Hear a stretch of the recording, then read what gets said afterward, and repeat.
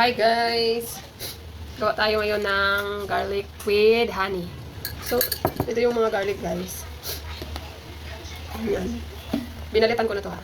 Tapos, ikakat mo lang siya ng, hindi ko na siya pinit, sobrang maliit. Tama lang. Ganyan. Kailangan guys, huwag nyo nang hugasan yung binalatan na, pag binalatan nyo yung bawang, huwag nyo nang hugasan. So, ito guys. Madami na siya. Tapos ito naman yung honey.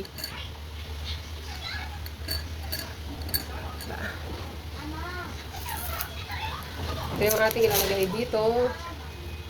Ayan siya. Wow! Dark. 100% bee honey.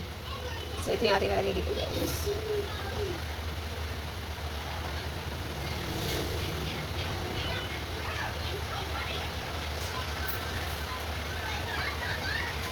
Mulan?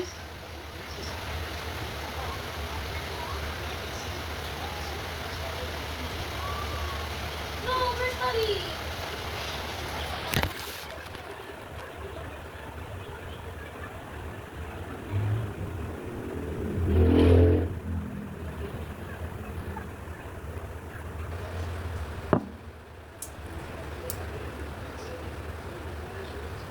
Parang ano? Sarap.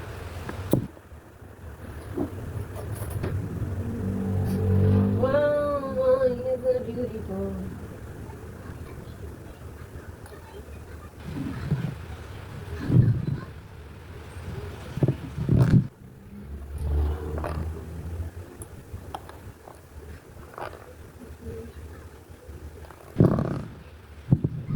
So, bagong gawa kasi guys, yung mga ginawa namin una, ayan, wala ng garlic, puro honey na lang.